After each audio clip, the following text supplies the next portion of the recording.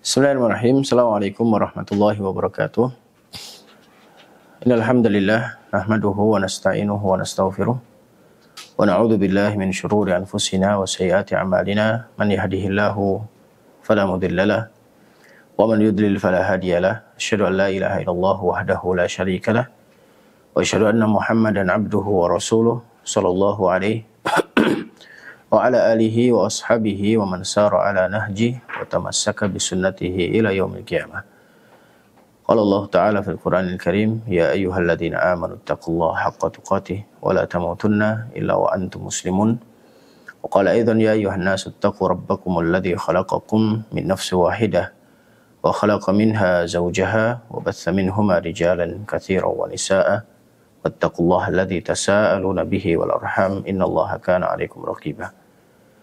وقال أيضا يا أيها الذين آمنوا اتقوا الله وقولوا قولا سديدا يصلح لكم أعمالكم ويغفر لكم ذنوبكم ومن يطع الله ورسوله فقد فاز فوزا عظيما. أما بعد فإن أصدق الحديث كتاب الله وخير الهدى هدى محمد صلى الله عليه وسلم وشر الأمور محدثاتها فإن كل محدثة بدعة وكل بدعة ضلالة وكل ضلالة في النار. Ma'asyiral muslimin rahimani wa rahimakumullah, para pemirsa Bin Abbas TV yang dimuliakan dan dirahmati Allah Subhanahu wa taala. Alhamdulillah, pada hari ini kita sudah masuk di bulan Ramadan, maka merupakan hal yang patut untuk kita syukuri bahwa kita masih dipertemukan oleh Allah Subhanahu wa taala dengan bulan yang penuh keberkahan, dengan bulan yang penuh kemuliaan ini. Hal tersebut patut untuk kita syukuri karena memang terkandung banyak sekali fadilah, banyak sekali keutamaan yang Allah Subhanahu wa taala berikan di waktu tersebut. Kemudian juga para pemirsa Bin Abbas TV yang dimuliakan dan dirahmati Allah Subhanahu wa taala, kita tahu bahwa Ramadan ini merupakan momen yang setiap tahun pasti kita lalui. Ya, Ramadan merupakan momen yang setiap tahunnya kita lalui, dan ini merupakan kesempatan terbaik bagi kita untuk memperbanyak pundi-pundi bekal untuk berjumpa kepada Allah Subhanahu wa taala. Bulan Ramadan merupakan bulan yang penuh keistimewaan. Bahkan satu hari di bulan Ramadan itu nilainya sangat besar di hadapan Allah Subhanahu wa taala. Satu hari di bulan Ramadan itu sangat bernilai besar di hadapan Allah Subhanahu wa taala. Hal ini pula yang coba disampaikan oleh baginda Nabi SAW dalam sebuah hadis yang disahihkan oleh Imam Al-Albani dari jalur sahabat Thalhah bin Ubaidillah radhiyallahu anhu. Sahabat Thalhah bin Ubaidillah radhiyallahu anhu ini mengisahkan tentang kisah dua orang dari kabilah Bali. Ya, kita akan baca terlebih dahulu teks hadis tersebut. Ya, hadisnya cukup panjang karena memang ya kisah yang dikisahkan oleh sahabat Thalhah bin Ubaidillah radhiyallahu taala anhum.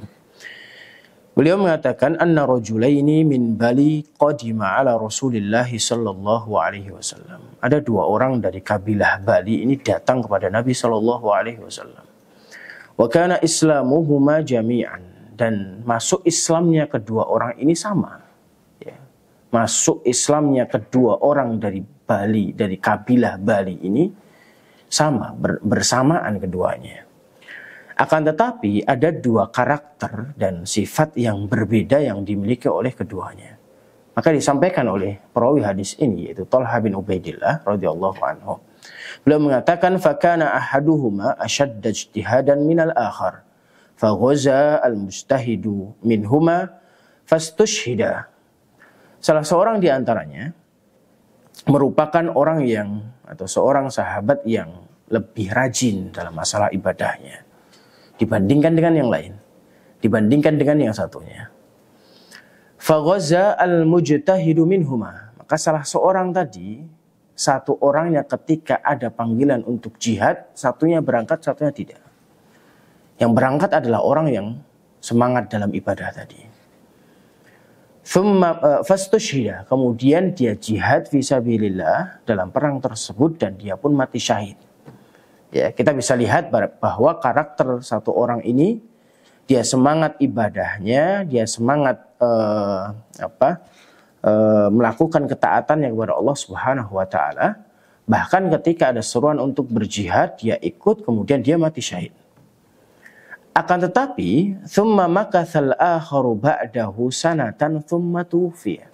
Kemudian yang satunya karena tidak ikut jihad fisabilillah, dia masih hidup selama 1 tahun setelahnya, kemudian baru diwafatkan oleh Allah Subhanahu wa taala. Ya, ini karakter sifat dari 2 orang tersebut yang dikisahkan oleh sahabat Thalhah bin Ubaidillah radhiyallahu anhu. Kemudian beliau melanjutkan ceritanya. Ya, tidak sampai di situ ceritanya. Ya, fara'aitu fil manam baina ana 'inda babil jannah. Ya, maka ketika aku tidur dan aku bermimpi, kata sahabat ini. Maksudnya sahabat perawi hadis ini, yaitu sahabat Thalhah bin Ubaidillah radhiyallahu taala anhu. Beliau mengisahkan bahwa suatu malam beliau ini bermimpi. Ya, beliau bermimpi dan dalam mimpinya beliau itu berada di depan pintu surga. Beliau sedang berada di depan pintu surga. Idza ana bihima. Dan di samping diriku ada 2 orang tadi. Ada 2 orang sahabat yang masuk Islamnya sama tapi karakternya berbeda tadi. Fa kharaja kharijun minal jannah. Maka ada salah seorang ya utusan yang keluar dari pintu surga. Ada yang keluar dari pintu surga. Fa'adhina lilladhi tuwuffiyal akhiru minhuma thumma kharaja. Fa'adhina lilladhi istushhida. Thumma raja'a ilayya faqal irji' fa'innaka lam ya'ni laka ba'du. Kemudian orang yang keluar dari pintu surga tadi dari dalam, ini berarti malaikat Allah Subhanahu wa taala, kemudian memanggil atau mengizinkan bagi orang yang meninggalnya atau wafatnya paling akhir itu dipanggil duluan dan dipersilahkan untuk masuk surga. Ya, yang wafatnya terakhir tadi 1 tahun setelah ya wafatnya orang yang pertama itu malah dipanggil duluan untuk dipersilahkan masuk ke dalam surga. Kemudian setelah masuk keluar lagi ya, maksudnya malaikat yang dari dalam surga tadi keluar lagi, kemudian baru mengizinkan orang yang pertama kali wafat. Ya, orang yang pertama kali wafat maksudnya adalah orang yang tadi semangat beribadahnya, bahkan dia ikut berjihad dan mati syahid di dalam jihad tersebut. Kemudian setelah keduanya masuk ke dalam surga, ya, dia keluar lagi kemudian mengatakan kepada sahabat yang bermimpi ini, faqala irji' fa innaka lam ya'ni laka ba'du. Kembalilah, belum waktumu. Ya. Malaikat ini mengatakan kepada sahabat Thalhah bin Ubaidillah, irji' fa innaka lam ya'ni laka ba'du. Kembalilah, belum waktumu. Karena memang sahabat ini sedang bermimpi. Kemudian fa asbaha Thalhatu yuhadditsu bihin nas fa'ajibu lidzalika fabalagha dzalika Rasulullah sallallahu alaihi wasallam wa haddatsuhu al-hadits. Keesokan paginya, karena ini sahabat Thalhah bin Ubaidillah kan bermimpi di malam harinya. Keesokan harinya sahabat ini yaitu sahabat Thalhah bin Ubaidillah radhiyallahu taala anhu menceritakan mimpinya ini kepada para sahabat. Ya, menceritakan mimpinya ini kepada para sahabat yang lain. Maka otomatis setelah mendengar cerita sahabat Thalhah bin Ubaidillah, sahabat yang lain pun mereka pun keheranan dengan mimpi yang dialami Thalhah bin Ubaidillah. Akhirnya dengan keheranan para sahabat tadi tersiarlah berita ini atau kisah ini sampai ke telinga Nabi Shallallahu Alaihi Wasallam. Ya, kabar ini sampai beritanya sampai kepada Nabi Shallallahu Alaihi Wasallam. Kemudian mereka pun menceritakan kisahnya kepada beliau Shallallahu Alaihi Wasallam. Kemudian jawaban yang di luar dugaan dari para sahabat yang lain ketika itu. Ya, Rasulullah ketika mendengar kisah tersebut kemudian ingin menjelaskan kepada para sahabat, tapi jawabannya itu di luar dari apa istilahnya tidak menduga para sahabat dengan jawaban tersebut. Apa jawaban Rasul sallallahu alaihi wasallam? Rasul mengatakan min ayyi dzalika ta'jabun. Apa yang membuat kalian heran? Bayangkan sahabat ketika mendengar cerita Thalhah bin Ubaidillah hampir semuanya heran. Tapi ketika Nabi Shallallahu Alaihi Wasallam mendengar cerita tersebut, malah balik bertanya kepada para sahabat, min ayyi dzalika ta'jabun. Apa yang membuat kalian heran dengan kisah tersebut? Lantas para sahabat pun menjawab pertanyaan Nabi sallallahu alaihi wasallam, faqalu ya Rasulullah, hadza kana ashaddar rajulain ijtihadan, thumma istushhida wa dakhala hadzal akhirul jannata qabla. Maka para sahabat pun menjawab apa yang ditanyakan oleh Nabi sallallahu alaihi wasallam. Mereka mengatakan, ya Rasul sallallahu alaihi wasallam, orang yang lebih dahulu wafat adalah orang yang lebih sungguh-sungguh ibadahnya, bahkan dia ikut perang dan mati syahid. Ya.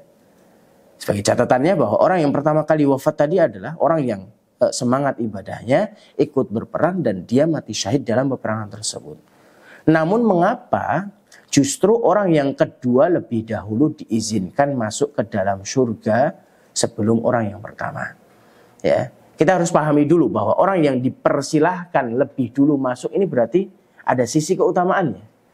Sebagaimana kita kalau ada tamu undangan, maka orang yang disebut pertama kali atau dipersilahkan pertama kali adalah orang yang lebih mulia dibandingkan orang setelahnya. Ya.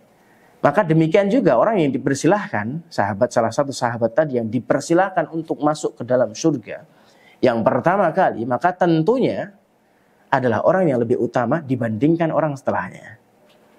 Tapi hakikat di dunia ini yang membuat para sahabat itu heran, padahal sahabat yang pertama kali masuk surga itu bukanlah sahabat yang paling rajin ibadahnya. Bahkan kalau dibandingkan, sahabat yang kedua itu dia berperang dan mati syahid di dalam peperangan tersebut. Maka keheranan tersebut disampaikan para sahabat kepada Nabi Shallallahu Alaihi Wasallam untuk menjawab apa yang ditanyakan oleh baginda Nabi Shallallahu Alaihi Wasallam. Maka faqala Rasulullah Shallallahu Alaihi Wasallam, maka Rasul Shallallahu Alaihi Wasallam menjelaskan kepada para sahabat, alaisa qad makatha hadza ba'dahu sana. Rasul bertanya lagi kepada para sahabat, bukankah orang yang wafat terakhir tadi dia masih hidup setahun?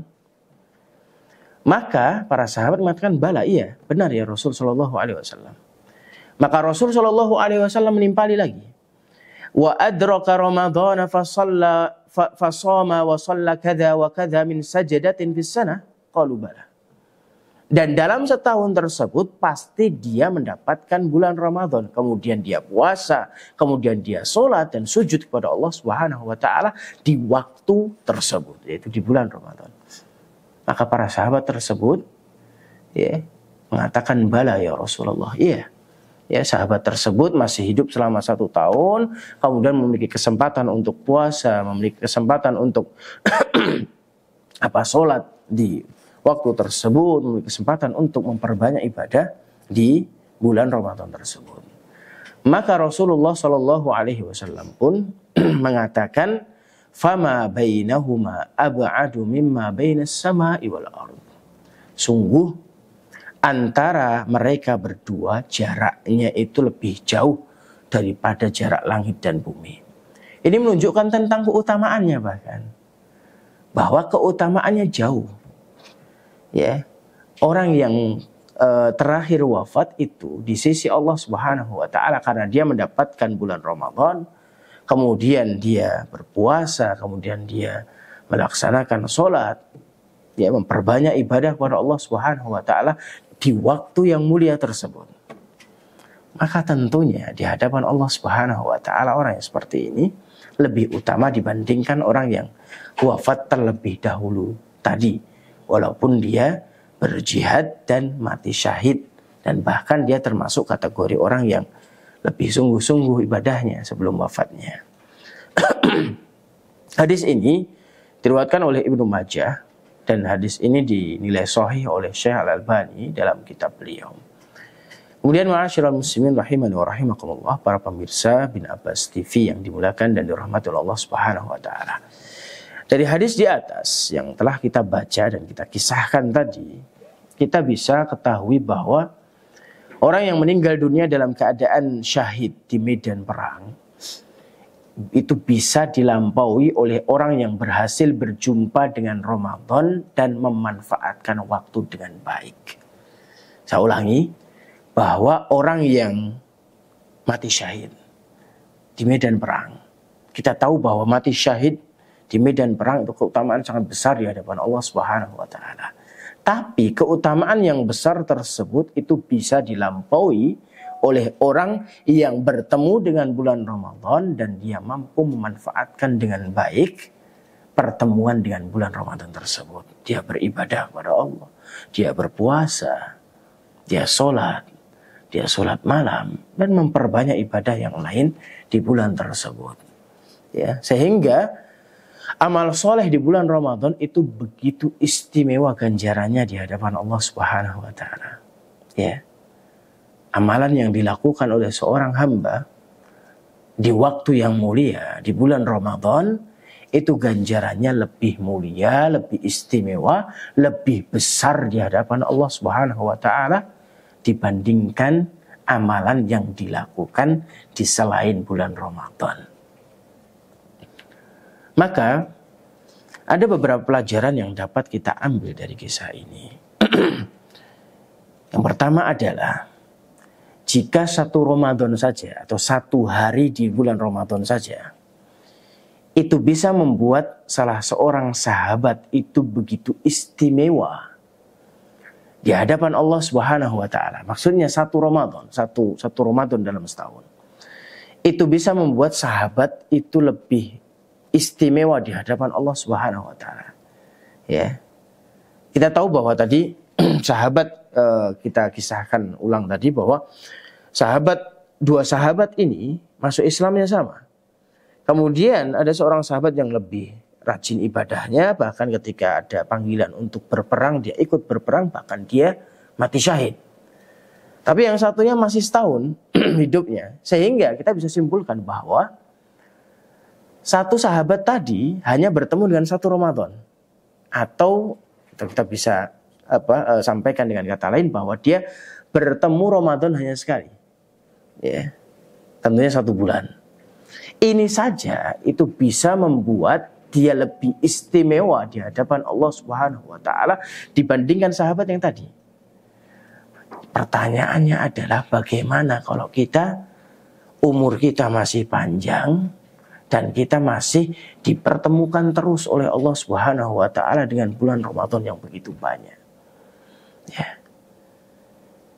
Namun jika tidak demikian, ya, Ramadan itu tidak bisa merubah kita. Ramadan itu tidak bisa membuat kita semakin dekat dengan Allah Subhanahu wa taala.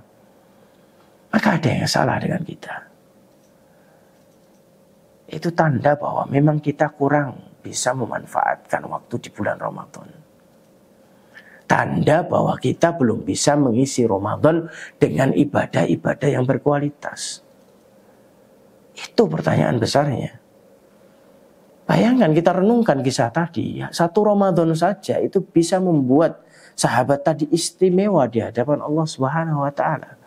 Lantas bagaimana halnya dengan kita? Hampir tiap tahun kita bertemu dengan bulan Ramadan. Kita masih diberikan umur panjang oleh Allah Subhanahu wa taala untuk bertemu dengan bulan Ramadan.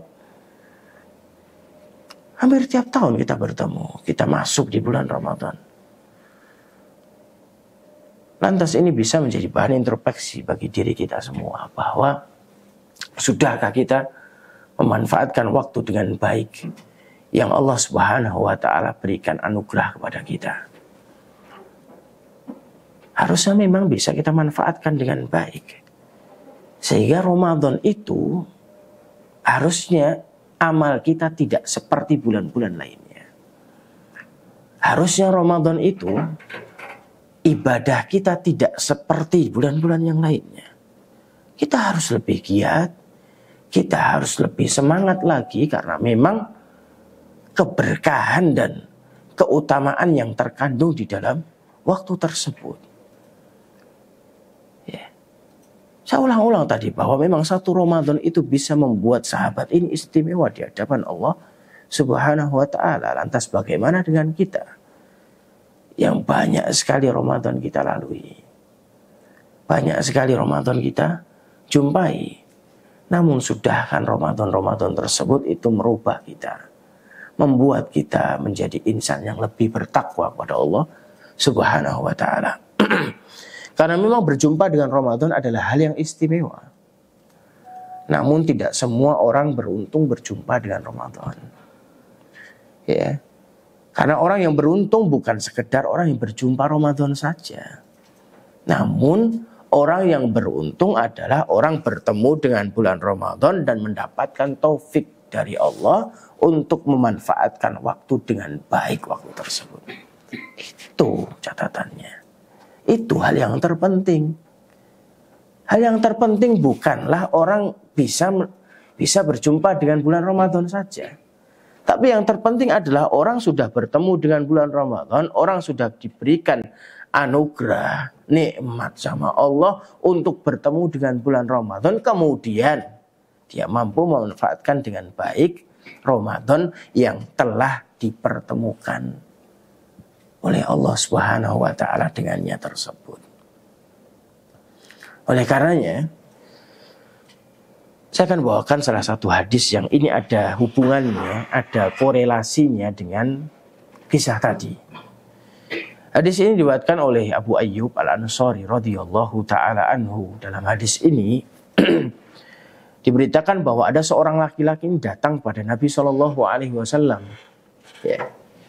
Kemudian mengatakan, "Ya Rasulullah, idhni wa aujiz." Dan riwayat yang lain, "Alimni wa aujiz." Sahabat ini bertanya kepada Rasulullah SAW, minta nasihat, minta wejangan kepada Nabi SAW. "Ya Rasul, berikan aku nasihat. Tapi nasihat yang ringkas saja ya Rasul."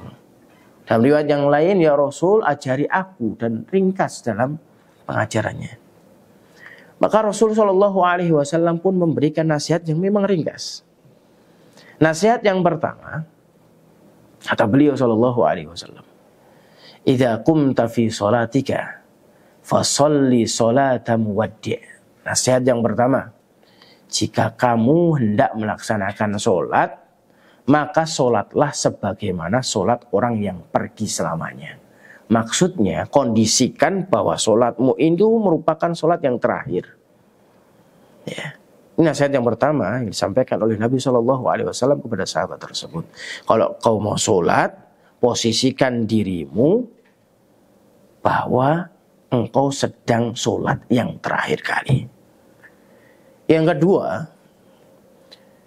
wala takallam bikalamin ta'tadhiru minhu ghadan. Nasihat yang kedua yang disampaikan oleh Nabi SAW, janganlah kamu mengucapkan satu perkataan yang kamu akan meminta maaf karenanya pada keesokan harinya.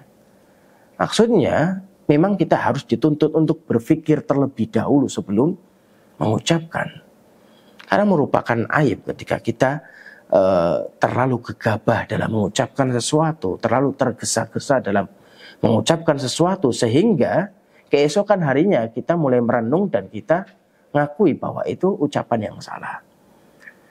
Kemudian nasihat yang ketiga yang disampaikan oleh beliau, wa ajmi'il ya'sa mimma fi aidin nas.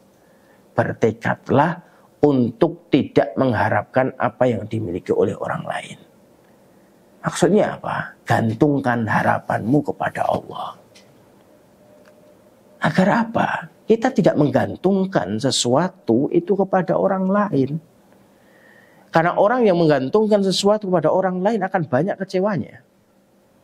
Orang yang bergantung kepada manusia akan banyak kecewanya. Namun, kalau seorang menggantungkan dirinya kepada Allah Subhanahu wa taala, maka Allah Subhanahu wa taala akan cukupi kita. 3 hal disampaikan oleh Nabi SAW. Dan korelasi hubungan hadis ini dengan hadis yang pertama yang kita kisahkan tadi adalah pada nasihat yang pertama, yaitu tentang bahwa idza qumta fi sholatika fasholli sholata muwaddi'. Apabila kamu hendak melaksanakan sholat, maka posisikan bahwa engkau sedang sholat untuk yang terakhir kalinya.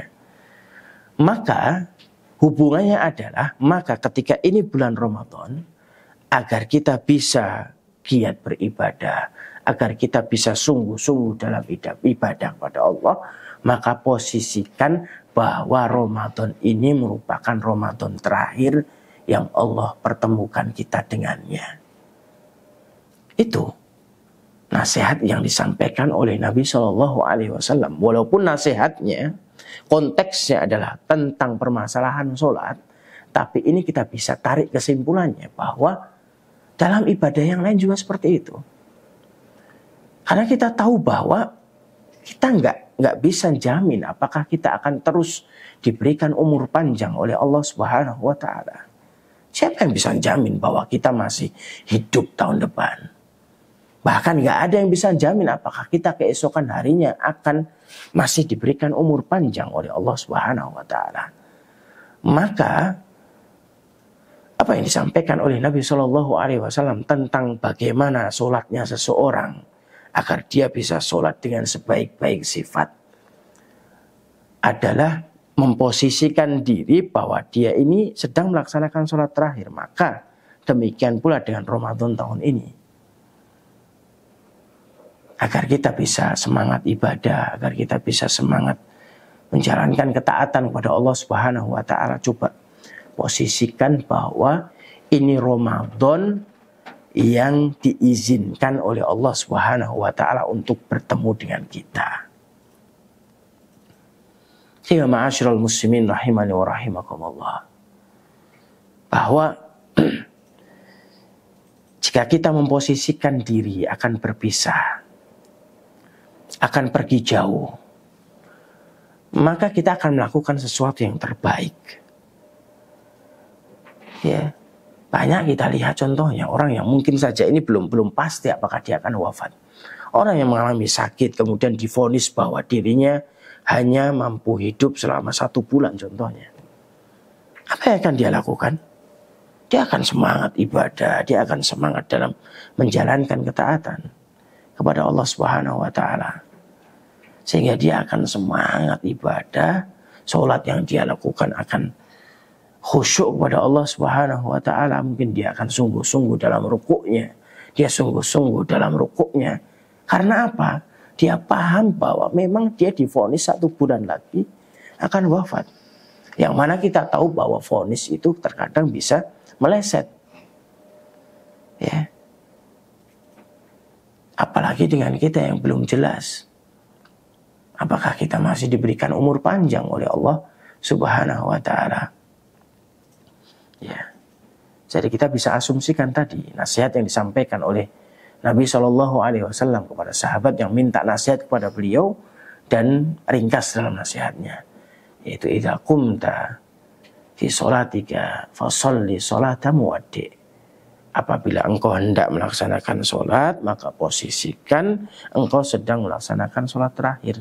Demikian juga kita bisa tarik kesimpulan bahwa apa yang kita lakukan saat ini di bulan Ramadan, Allah sudah berikan nikmat kita untuk bertemu dengan bulan Ramadan pada tahun ini. Coba posisikan bahwa kita menjalankan Ramadan terakhir.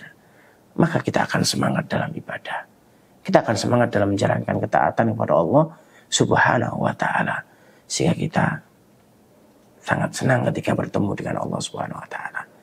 Karena dalam sebuah hadis Nabi SAW sampaikan, lis-shaimi farhatan. Orang yang berpuasa itu memiliki 2 kebahagiaan. Kebahagiaan yang pertama ketika dia menjalankan buka puasa, iftar, dia akan merasa senang. Kemudian kebahagiaan yang kedua adalah ketika dia bertemu dengan Allah Subhanahu wa Ta'ala. Dan ketika bertemu dengan Allah Subhanahu wa Ta'ala, tentunya dia harus mempersiapkan ibadah yang terbaik. Ya, bukan ibadah yang ala kadarnya. Ingat, ya, tadi saya sampaikan bahwa suatu kebahagiaan bukan hanya atau bukan dimiliki oleh orang yang bertemu dengan bulan Ramadan saja. Ya. Tapi kebahagiaan yang sesungguhnya adalah bagi orang yang bertemu dengan bulan Ramadan dan dia mampu memanfaatkan Ramadan tersebut dengan sebaik-baiknya. Dan di antara cara terbaik untuk kita mampu memanfaatkan dengan baik Ramadan yang kita temui saat ini, posisikan bahwa kita sedang menjalankan Ramadan terakhir yang diberikan oleh Allah Subhanahu wa Ta'ala. Mungkin ini yang dapat saya sampaikan di pertemuan kali ini. Mudah-mudahan Allah Subhanahu wa taala berikan kebaikan, berikan taufiknya kepada kita untuk menjalankan Ramadan pada tahun ini dengan sebaik-baiknya. Akhirul kalam, mudah-mudahan Allah Subhanahu wa taala berikan keberkahan dan taufiknya kepada kita semua. Kita akhiri, barakallahu fikum wa sallallahu wasallam ala nabiyina Muhammad. Assalamualaikum warahmatullahi wabarakatuh.